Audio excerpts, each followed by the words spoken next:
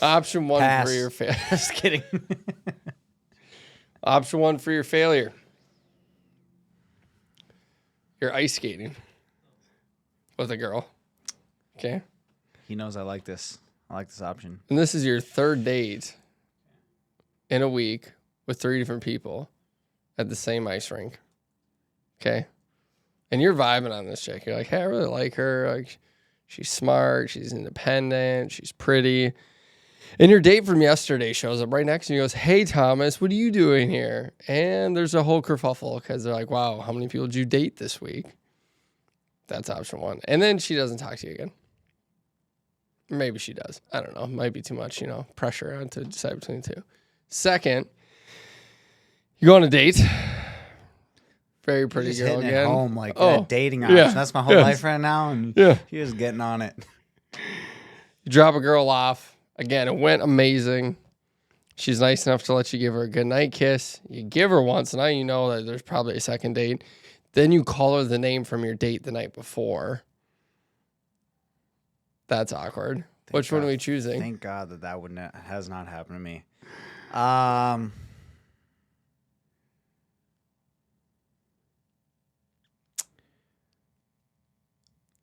think I'm going to choose date number 1. Okay, why? Well, first of all, the thing that popped in my head is like, what's she also doing there? She on another date too? Maybe she likes that ice rink as well. I don't know. Maybe she's like the memories you guys made the night before. And she's going back the very next night to relive them. Maybe, He's like, that's just creepy. Maybe. So. Then she's not the one for me. But I don't know. I think personally,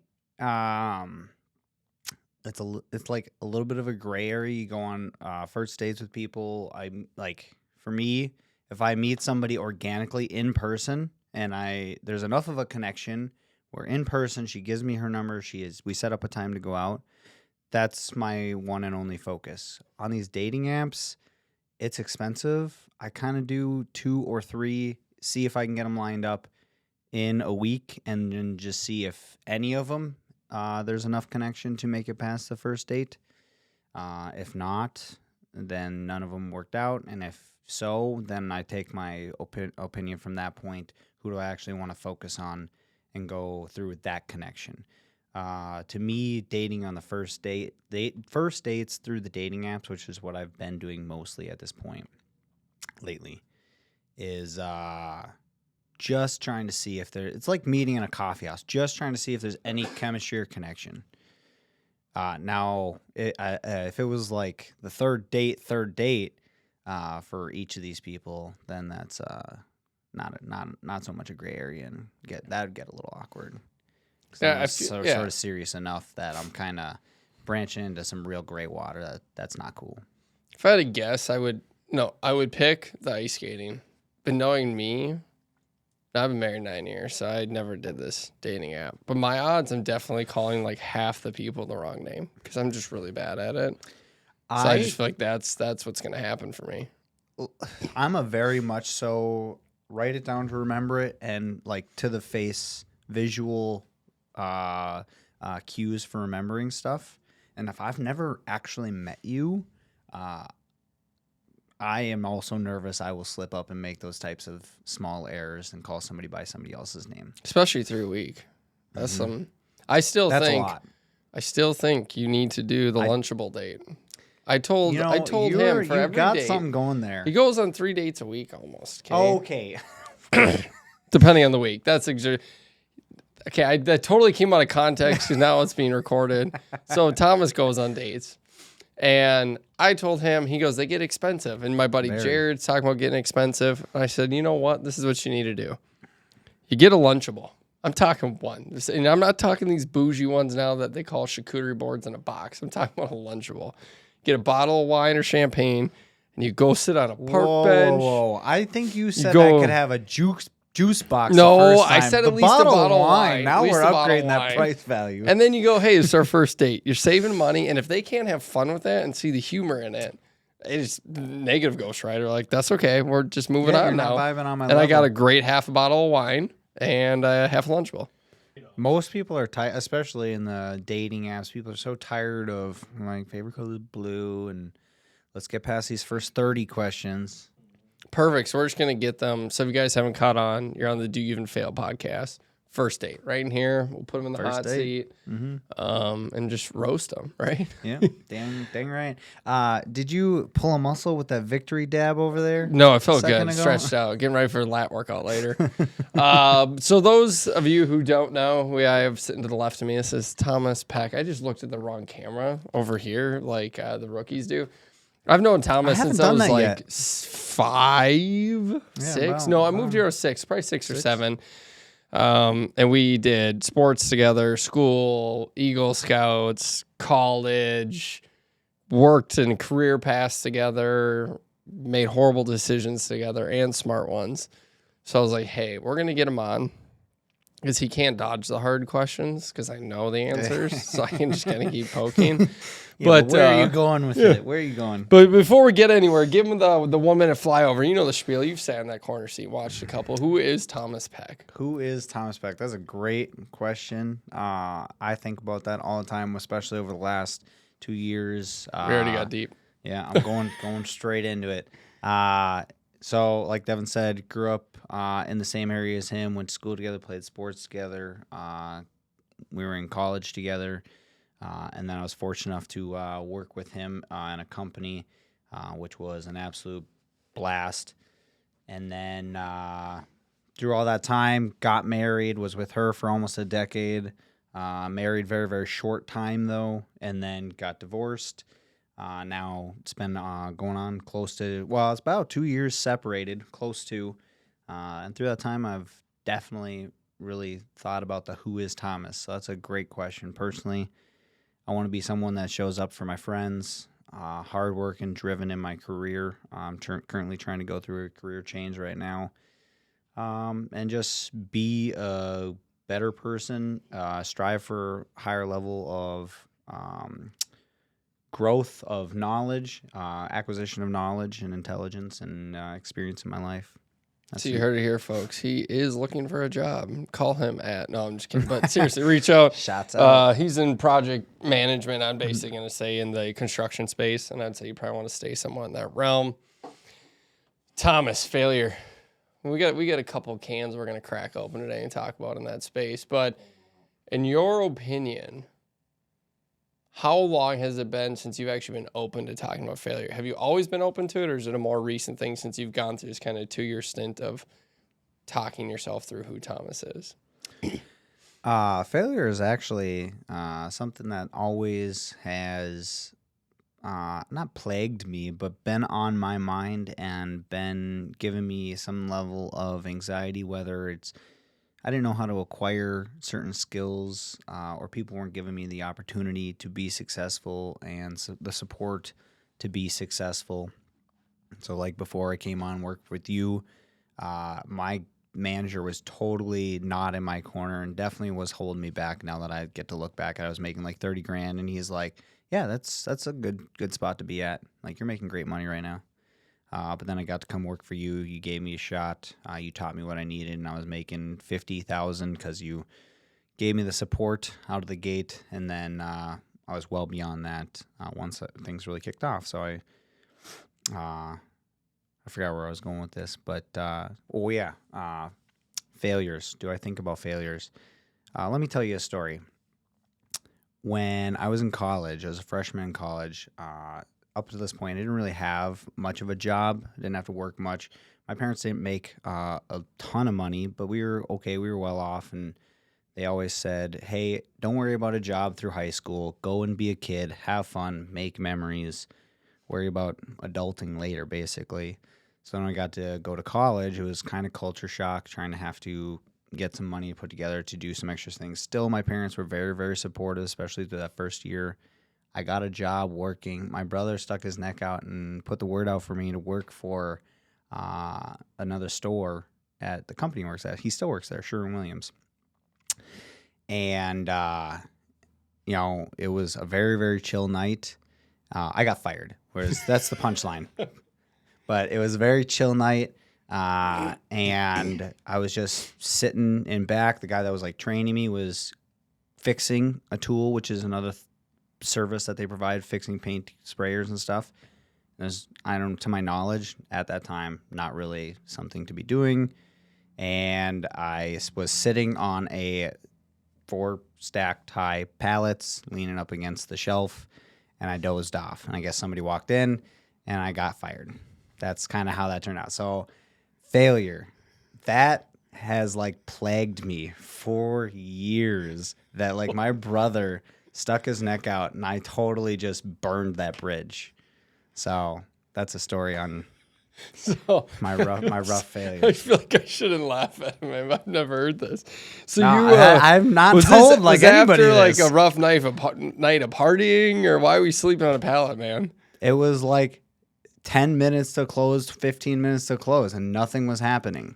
Seriously, I couldn't just be on my phone. Technically, it is the creepiest thing about it. He'll just be like walking down the road, and he's like, "I'm just gonna lay down here on the pavement and sleep," and he'll do it. Hey, you know what? When I'm tired, I'm gonna nap. All right. But yeah, that was one of my earliest memories of true failure that just hit me really hard. I've kept that down deep for a long time, and not that this is the therapy space to really bring it up, but yes, it is. I felt like I've definitely come back from that. The job I have now is because of Chris too, so bringing one back. Chris doesn't mind still sticking his neck out for me. Thanks, Chris. But yeah. So I think a bold statement you made right out of the gate is failure has plagued you. How about let's articulate that a little more for the audience. What does that mean to you? I wouldn't say plagued me as in maybe that's not the proper term, but when I say it, I don't mean everywhere I turn, I'm just messing everything up in my life. I would say that there's a ton of stuff that has happened that's not great. Totally not my fault. My divorce, I don't think that was my fault at all. Personally, I feel like I tried really hard, and maybe she just wasn't the one for me, or I just wasn't one for her. But when I say plagued, I mean like for example that story I just told. I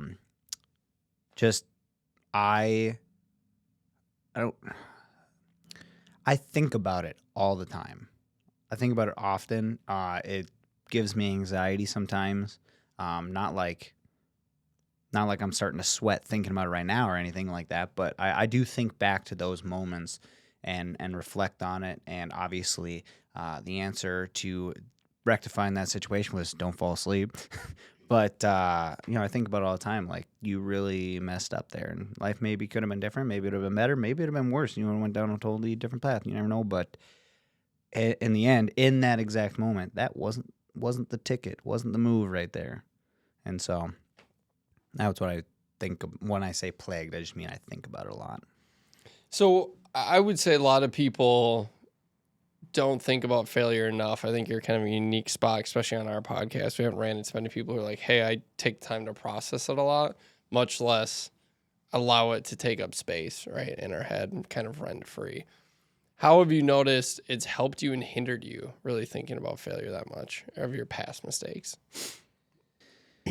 I think if you're thinking about it frequently, constructively, like you could just think about it, like I do sometimes.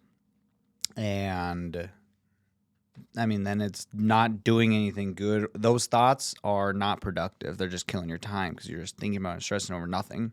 Or you can think about your failures that you maybe have come up and think of creative or constructive ways to be like, okay, I could have done this better in this way or that way and whatnot.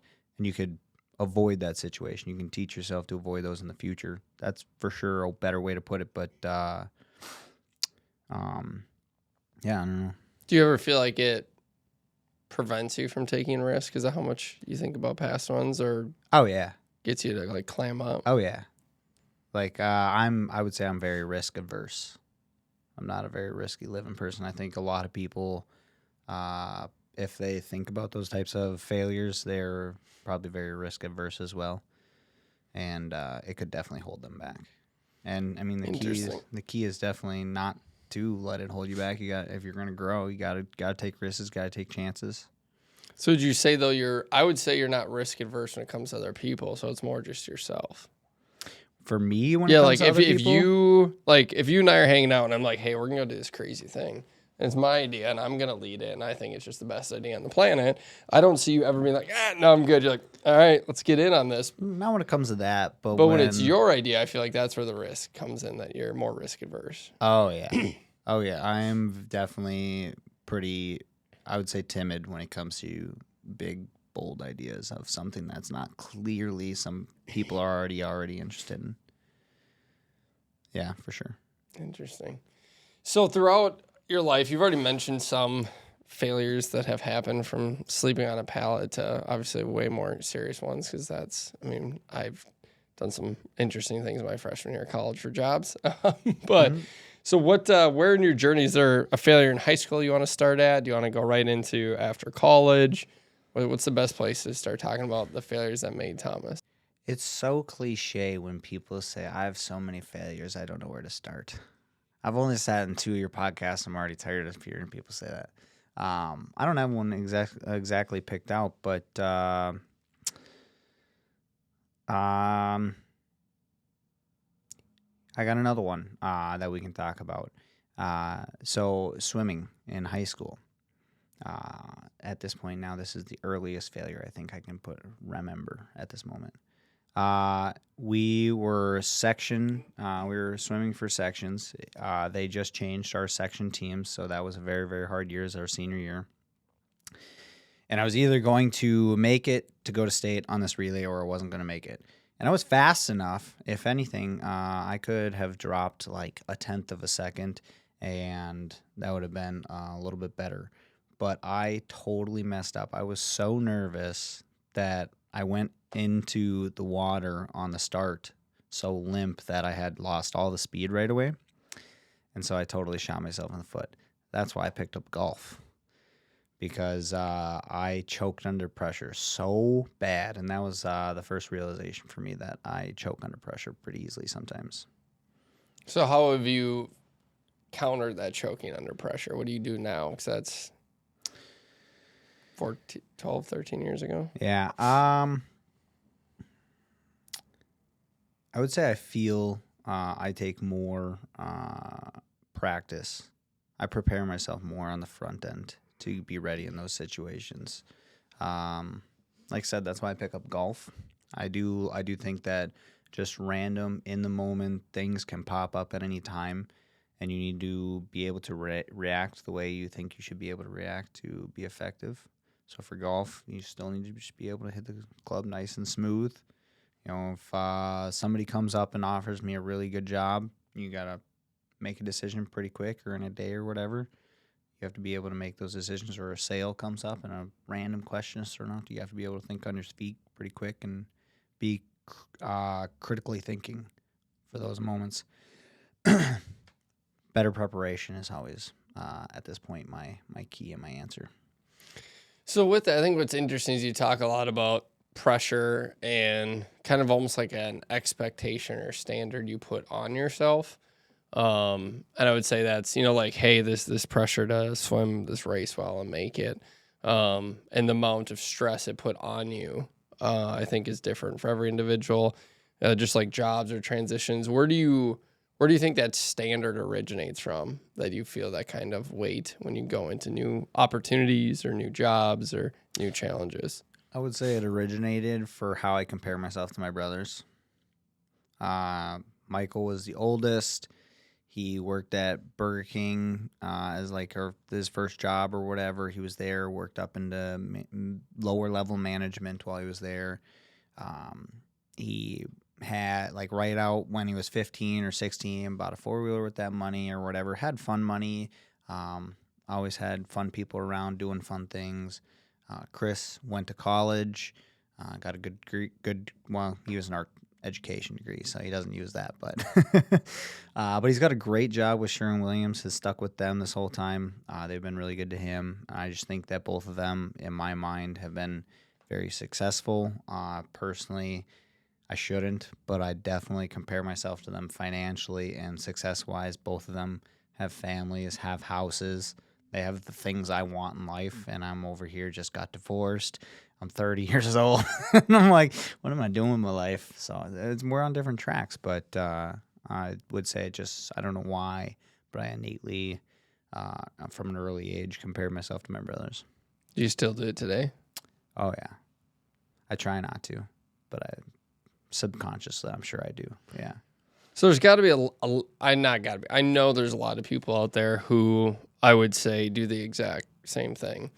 Whether it's their siblings, which I think is a lot harder comparison to move on from if you're stuck in that cycle versus like people around you, right? Because in your head, we're like, we had the same parents, we had the same upbringing, right? We had the same gene pool, like, right?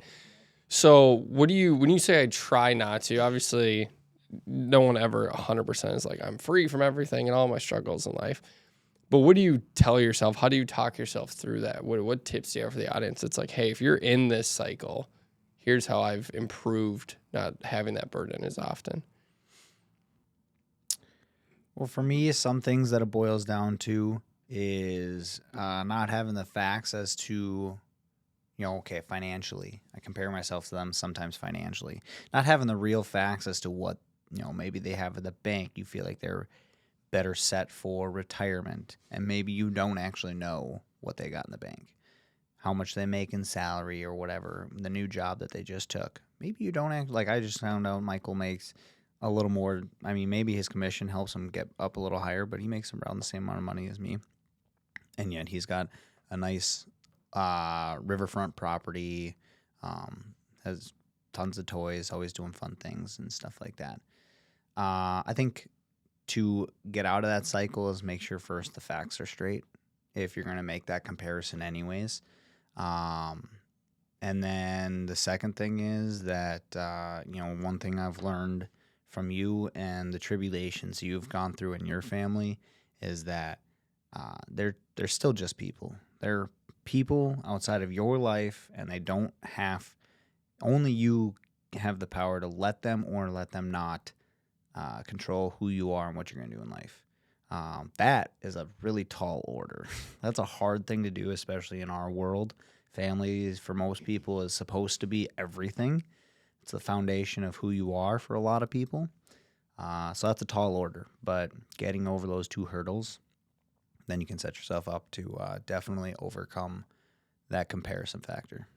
Yeah, I think it's interesting. We all, I believe, I shouldn't say, but I know I do, over believe a truth that's probably not accurate, right? It's like, they meant this, or they do this, or they're this successful, and it's like, well, do you actually know? Well, it's like, well, no, but if I connect the dots, it's like, yeah, cool. So the dots that you made in your head, you're assuming that you're probably making stuff up, maybe.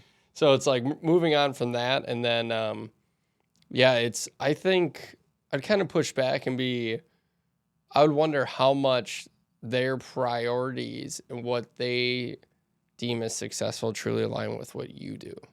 Because I know your brothers. I wouldn't say they correlate exactly. Do you think that results in a conflict of comparison where you're like, I don't have what they have, but maybe subconsciously you don't even want part of it? And how do you then balance that going, hey, I don't want that, so it's okay I don't have that, and it's okay I want something else? Mm-hmm. Yeah, that's another hard pill for a lot of people to swallow. For me, Chris and Michael are both happily married for quite a while now. And like I said, I just got divorced. I'm going to probably say that a bunch in this show because it's about failures. And I'm 30 and I'm at the point where, I always wanted kids. And I'm at the point that, unless I find somebody who already has kids, that might not be in my cards. And I'm into genealogy and passing the bloodline on, and I'm super into that stuff, passing my genes down. That might not be in it for me anymore. I'm 30 years old. I don't know who I'm going to meet. I might meet somebody younger. I might meet somebody older. I might meet somebody that is not able to have kids. Whereas 10 years ago when I was dating this person for a long time and we got married, I thought that was a guarantee in my life. So it just might not be in it for me. Yeah, so really it sounds like you're talking about like acceptance of your situation and being okay with it, which doesn't mean there's not hard moments, right? Like it's just because it's the truth. If it wasn't hard, did you really grow? Yeah, right. But even like just knowing like, hey, you're accepting you might not have kids. That doesn't mean there's not days you're like, this sucks. Like I really want it, and you could still easily still have them, right? But one thing I want to, something we're gonna touch on it. So we talk about failures, but I think what a lot of people don't touch on is how it tears apart their identity when they truly experience one, and how they have to create a new identity, right? And so I think about I've known you for a while. You've had some rough goes of people kind of stabbing you in the back, which then now all of a sudden I would say it kind of is like a shaped me. Yeah, shaped you. But now it's like a dramatic version was your divorce, right?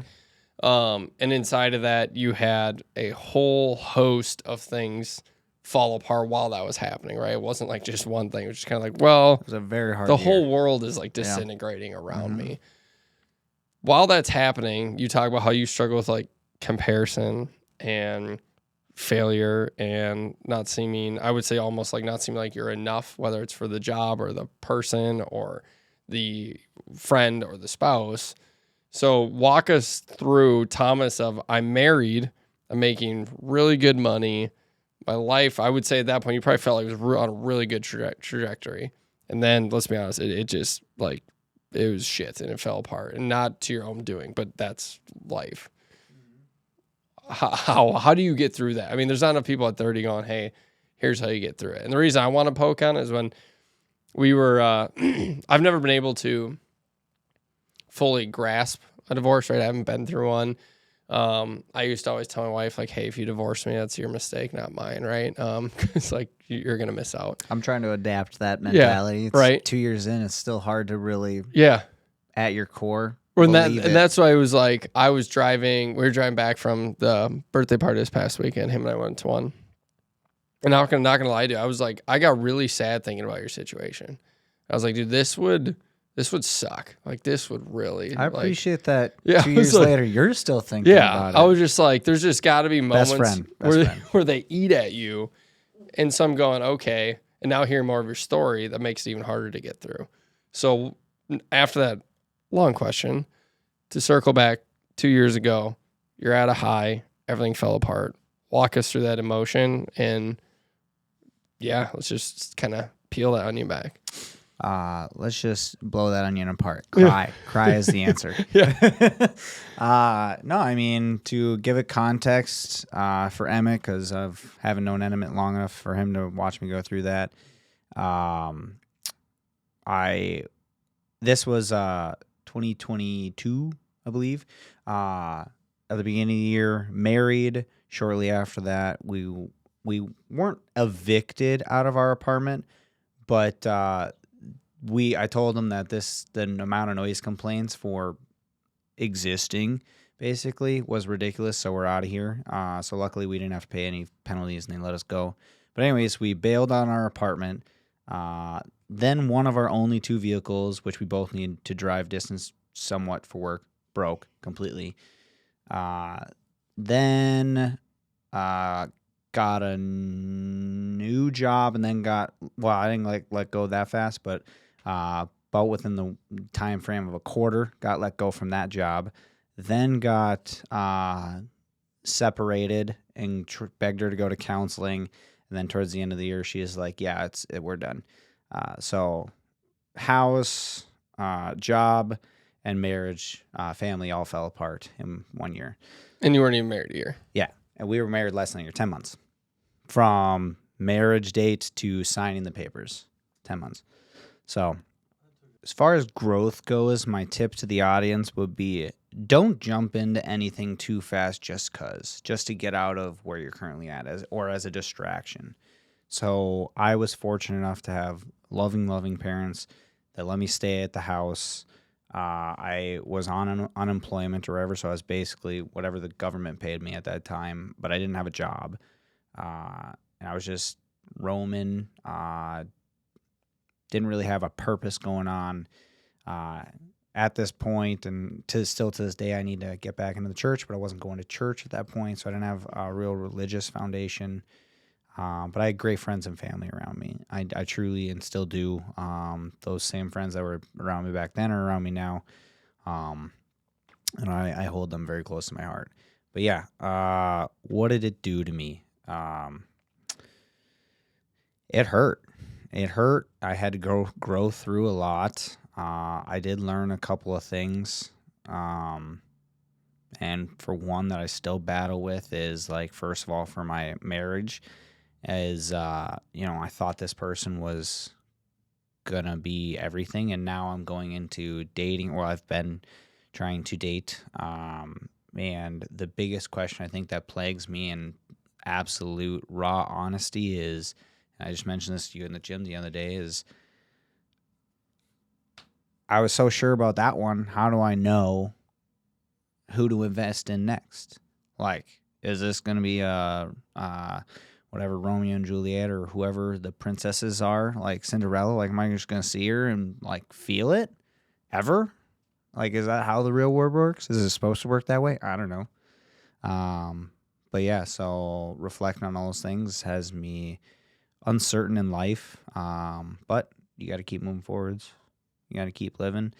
So I'm out there dating. I'm trying to get another new job.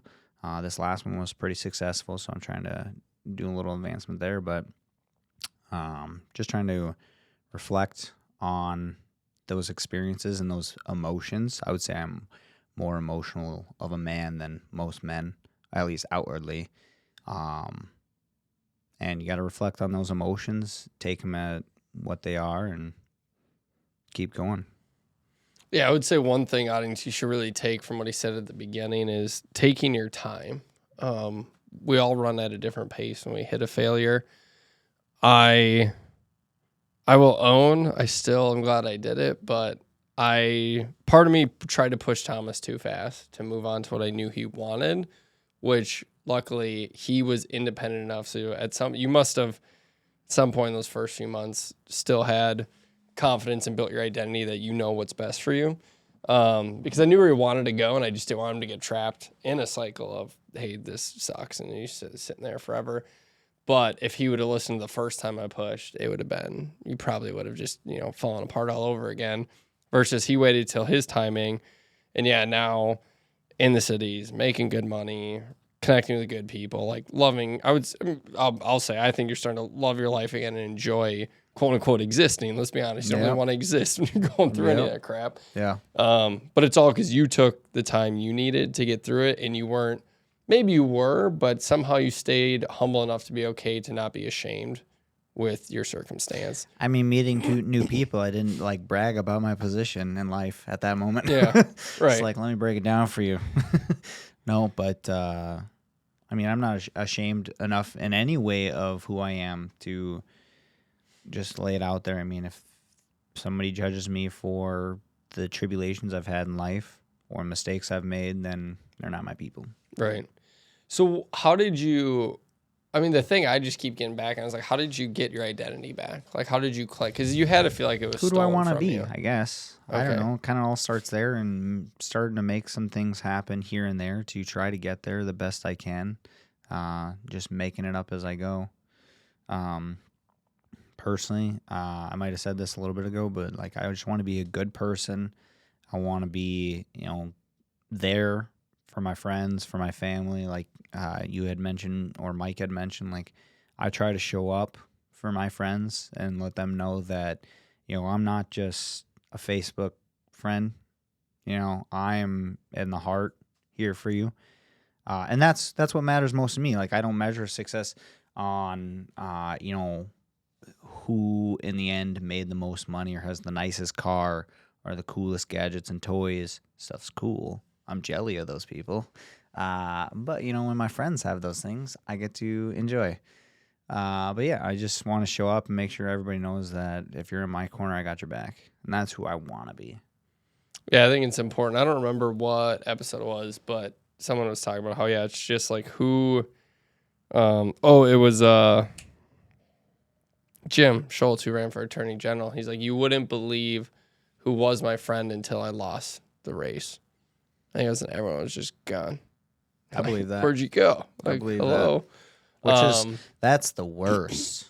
Is like, you're trying, and in that situation, somebody had to lose. Right. So, and then you're just like, oh, crickets sitting around. All the peeps are gone because they were trying to ride in the bandwagon, which is a shame. Yeah, it's around when it's easy, not when it's hard, right? And I think it's something I know I'm personally always battling with is who's actually in your inner circle, and me personally not allowing my emotion or behavior let me back up. Who's in my inner circle and not give myself to people who are outside of that the same way I give to the people who are in my inner circle. Because a lot of people are here and you want them to be here, but they'll never be here. And so you give it and then you get mad when they hurt you and you're like, but they were never here. I think I struggle with that. Like, I too feel like I give too much of myself too easily, especially information wise. Just spew too much information about myself to people that I don't know well enough. Whereas, you know, those types of people that you should be really close to, you talk to pretty regularly. They're very, very tight, and you see them all the time. Whereas me connecting the dots, getting those people from like basically your co-working friends, into the inner circle, is I just don't get that effort or make that effort for them a lot, but yet I still give them those types of information and attention sometimes, and that can be a drain on you, and it opens you up to be stabbed. Yeah. Like, I know you mentioned it sort of before, is like when I was in high school, for the audience that doesn't know, when I was in high school, I was dating a girl. This was my second opportunity to date her, possibly the first love of my life. And then my buddy, I was only with her for like a month, so which is like so shameful for myself. But my longtime closest friend had basically set her up with somebody he was in the military with. And they're married and they got kids now, which is great for them. I'm happy they're having a good life. But like, that was a dagger in the back. I was like, the people thought I trusted the most in my life, besides my mom and dad, and I just got daggered. And then Shelby and Devin came and consoled me and talked me through it and whatnot. But At Taco Bell. At Taco Bell. A lot place. of good conversations in that drive-thru. Right. So I have a question for, I guess, both of you, which would be, I've noticed a pattern myself, and I'm curious if you guys agree or kind of what your thoughts are. It seems that the people that are most willing to try to sort of show love and effort to people that maybe aren't in that inner circle yet, it seems like a lot of them may be motivated by knowing what it feels like to not have that. And so it's like you were saying, one of your sort of core principles now is that you really want to, show up for the people in your life. And, obviously compared to some of the things you've been through, it seems obvious that other people weren't really always doing that for you. So I'm just kind of curious, I guess, how one walks that balance of, it's hard to gain trust and investment from other people if you're not putting yourself out there a little bit, but somebody, has to sort of take that leap first. And I guess I'm kind of curious how you walk that line. I don't know. I would say that you kind of got to test them as petty as that, like, on its face is. I mean, you don't want to open yourself up too much and be vulnerable in a way that can irreparably damage you. But you got to give them the opportunity to show up or show out, and let them show their colors. And that's the biggest thing is, okay. So like, I have another buddy who, at one point in time was in quite a lot of money, had a really cool drift car, like a $40,000 drift car or something like that. Super awesome. Everybody wanted to drive the car. Well, he was my absolute best friend from high school, and still great friends with him. He lives down in Florida right now, so unfortunately I don't get to see him. I'm actually one of his child's godparents right now, so very cool to have that friendship continue. He's basically family. But everybody around him was hanging for all the fun that was happening. Always wanted to drive the car or the bikes or whatever. It's like, I didn't even ask.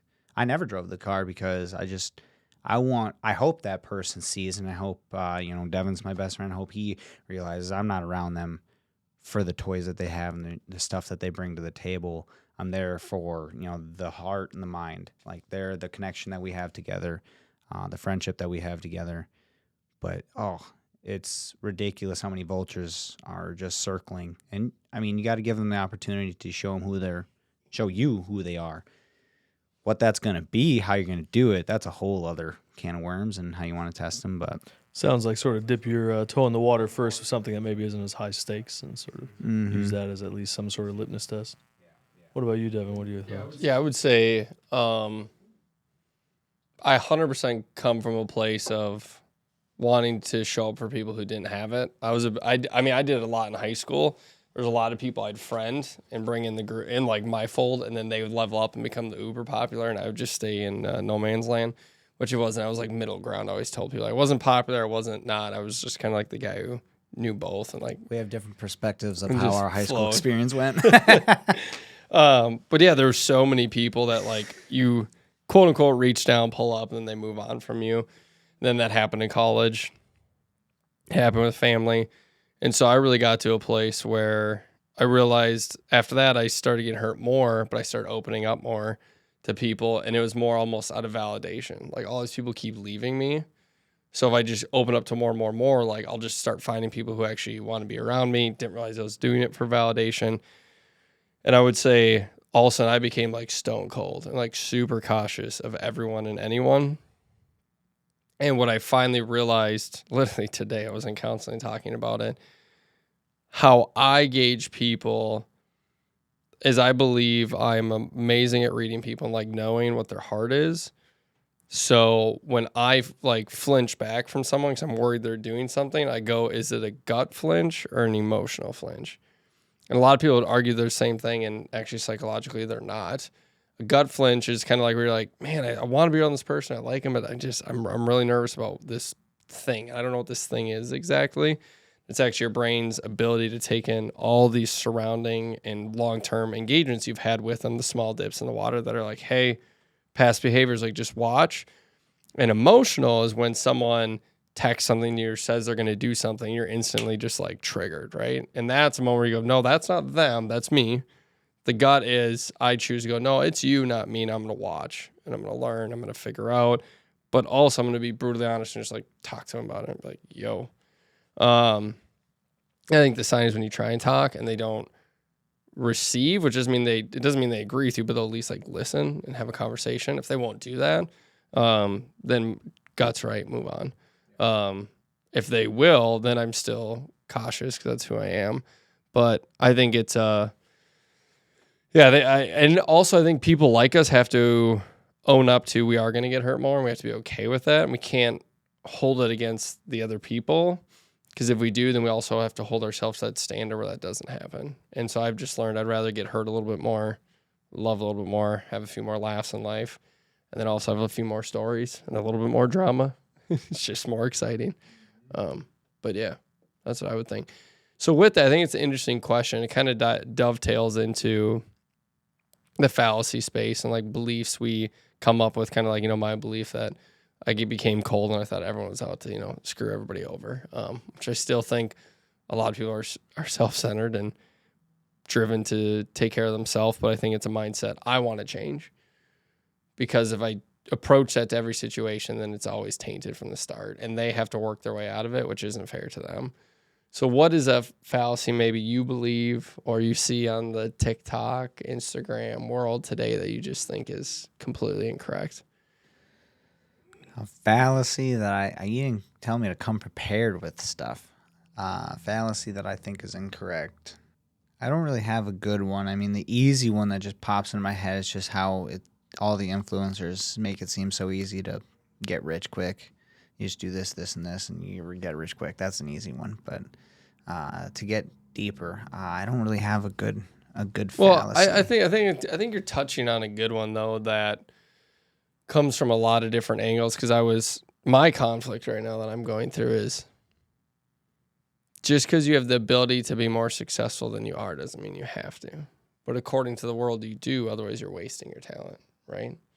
Versus, well, your talent can be repurposed. I'm really good at something. Why can't I just help a bunch of people around me with it for free? Because I like them and I like the said thing I'm good at. And so what I think the world is kind of getting trapped into is we've developed an echo chamber of success and drive. And chase these things and get this money and, you know, go. Where if you look at some of the biggest theologians out there, they would argue those who don't seek it and don't lust it and aren't needing it are the ones who just organically receive it, right? Because you're in the job, you're chill, you take the interview, like, yeah, whatever. Like, not that you won't work hard or you don't drive, but you're just like, yeah, I don't need you. Like, it's okay. And so I think that is the fallacies. We're creating, I just argue, I don't know if I said this in the other podcast, but it's basically like the new Amway, right? Like entrepreneurship, this hustle culture is like, there's a few people who made it and now they're all going to get you to buy their package. And it's proven. This is a great example, y'all. Sorry, got real excited. So I'm on LinkedIn, right? And I've started to post a lot more. And I'm trying to make sure I'm posting stuff genuine so I enjoy it.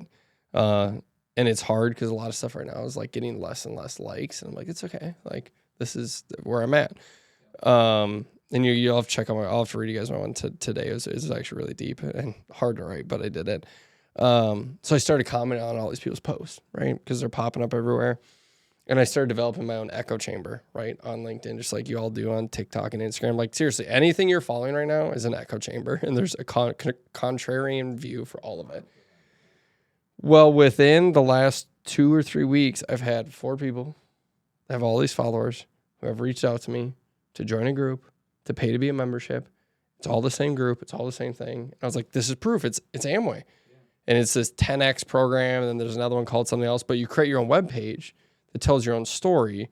But what would it be called at the end? Like if it's like www.10x.com/DevinAmberg/ you know what I mean? Yeah, the sublink. Yeah, the sublink is that person's name. So it's all some dude who got rich, who's now getting all of you to sell your philosophies and belief systems. So like, yeah. I'm like, man, it's just the same thing. And it's all these other poor people just getting poorer and more dissatisfied.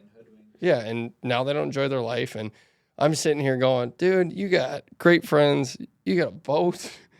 You can buy groceries and not stress. I'm like, why am I grinding so hard?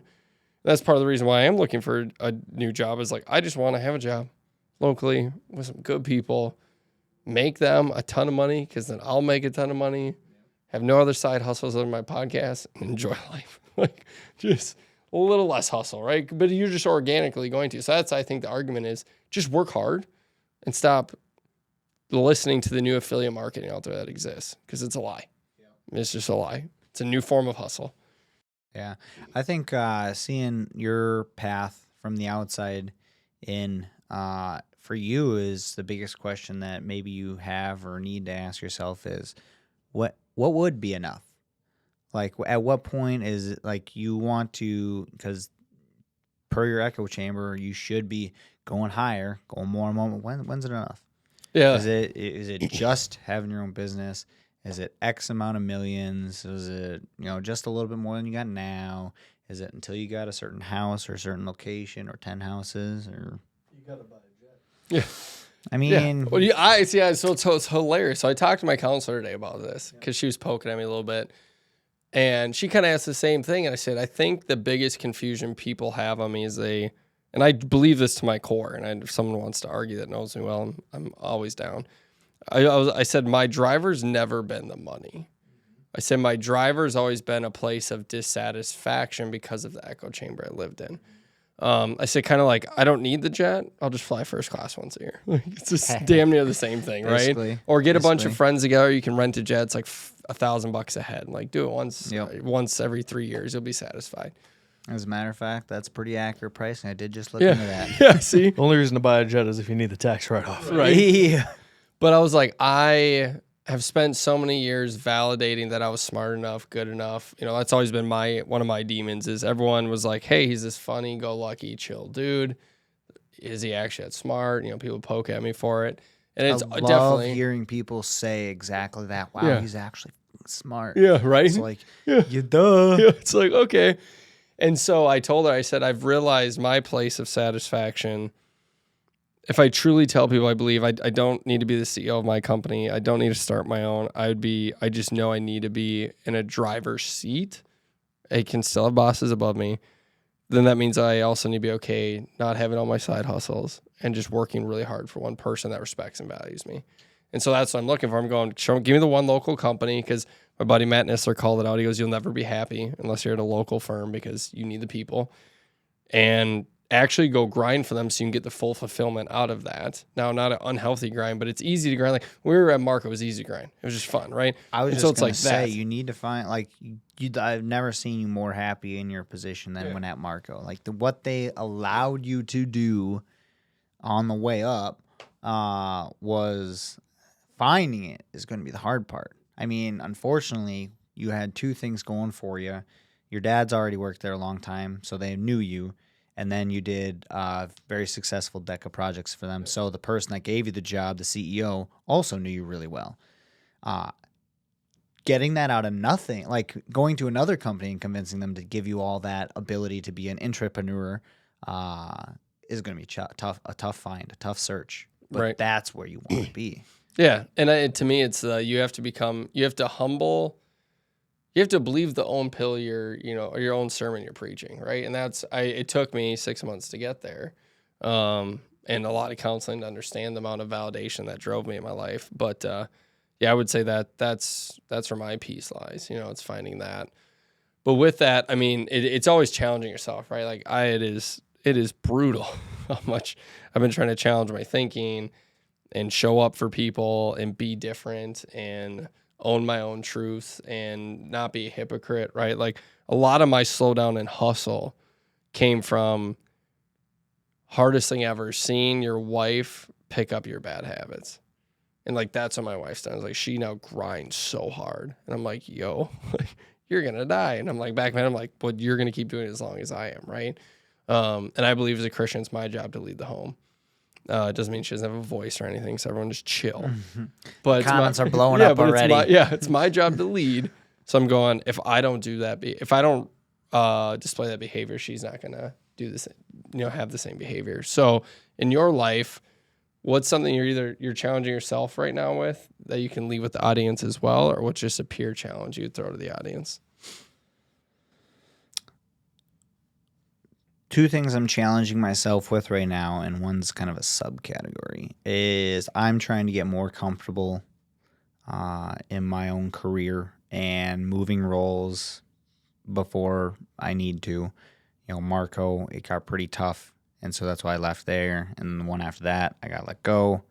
And now in this job, I've been there happily for a year and a half. But again, it's kind of getting tough at this company. So I'm trying to find my next role to grow. I want to grow. I don't want to do the same role I've done before. So don't let yourself sit and just based in comfort. That is how you will slowly die. You'll sink in the quicksand until you're stuck. And then the other thing I'm trying to do is, again, get back into finding another church and going to church more regularly. I'm trying to establish my faith and grow my faith personally. That's just something I want to do, not something everybody's got to do. But I would say, one, I love the faith piece. You know me on that. I would, you should reach out to Mike and Allie because they go to a church in Maple Grove now. Which one? They go to Emmanuel in Maple Grove. Oh, okay. Yeah, the one I went to for years. Okay. And yeah, I would agree. It's don't getting comfortable is dangerous. Being content is not. And that's where people get confused. Like I struggle with being content. And so I confuse the two. I was like, well, if I'm comfortable, I'm content. If I'm content, I'm comfortable. You always need to go. And it's like, no, contentment is I'm happy with where I have come. I'm happy with what I'm currently learning. And I'm going to strive for more, but I'm also comfortable where if it takes a year and a half for that learning and development to happen, it's going to take longer as you continue to grow. It's not like a kid where you learn to tie your shoe and everything, it's these easy activities. It's going to be more painful. Being content with that process. So definitely align with that. Before we wrap up though, any other last comments, questions, smart remarks for the audience? Smart remarks? Yeah. What are we doing, legs today? I'm going to outbench all you. I'll squat all you. I'm just kidding. No smart remarks. Just log on. Perfect. Well, till next time, think about if you're comfortable or content and what to do about it. Took quite a fall, didn't we, Master Bruce? And why do we fall, Bruce? So we can learn to pick ourselves up.